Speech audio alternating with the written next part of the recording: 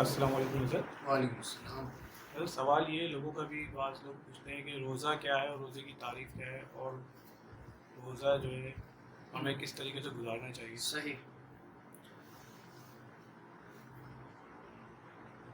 الحمدللہ رب العالمین والصلاة والسلام علی سید الانبیاء والمرسلین۔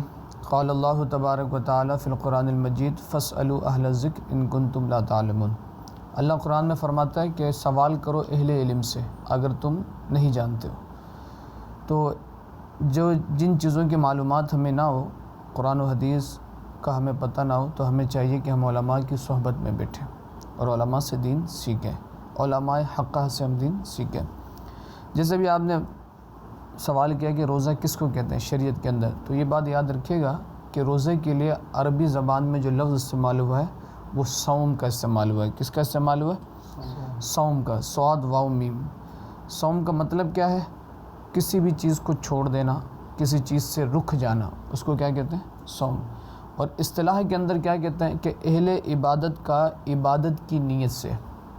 روزے کی تعریف کیا ہوگی کہ اہل عبادت کا، یعنی عبادت کرنے والوں کا، مسلمانوں کا عبادت کی نیت سے طلوع فجر سے لے کر غروب آفتاب تک، طلوع فجر سے لے کر غروب آفتاب تک کھانے پینے سے اور عمل تزویج سے، یعنی شادی شدہ کے جو معاملات ہوتے ہیں، میاں بیوی کے جو معاملات ہوتے ہیں، اس سے اپنے آپ کو روکے رکھنا، اس کو کہتے ہیں روزہ۔ سمجھ میں آئے گی بات؟ یعنی کھانے سے پینے سے اور عمل تزویج، شادی شدہ میاں بیوی کے درمیان جو معاملات ہوتے ہیں اس کو کیا کہتے ہیں؟ عمل تزویج۔ اپنے آپ کو بیوی سے یا میاں بیوی سے یا بیوی میاں سے اپنے آپ کو روکے رکھنا، کب سے لے کر کب تک؟ طلوع فجر سے لے کر غروب آفتاب تک۔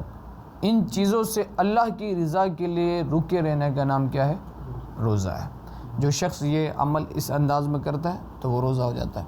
اب جیسے کہ آپ نے کہا کہ روزے کے حوالے سے کہ روزہ فرض کس پر ہے، ابھی ایک سوال پیدا ہوتا ہے کہ روزہ کس کے اوپر فرض ہے، تو یہ بات یاد رکھیے گا کہ روزہ ہر عاقل بالغ مسلمان پر، ہر عاقل بالغ مسلمان، چاہے وہ مرد ہو چاہے وہ عورت ہو، ان پہ کیا روزہ فرض ہے، سوائے ان کیسز کے کہ جس میں شریعت نے رخصت دیا ہے، کہ جیسے اگر حیض والی عورتیں ہیں، پیریڈس والی عورتیں، تو ان کو رخصت ہے۔ اسی طریقے سے وہ مرد جن کے شریعت کی طرف سے جن کو چھوڑنے کا، روزہ چھوڑنے کی اجازت آ گئی ہے، تو اس کے علاوہ باقی ہر عاقل بالغ مسلمان پر، عاقل ہو، عقل والا ہو، ایسے نہیں کہ پاگل ہو۔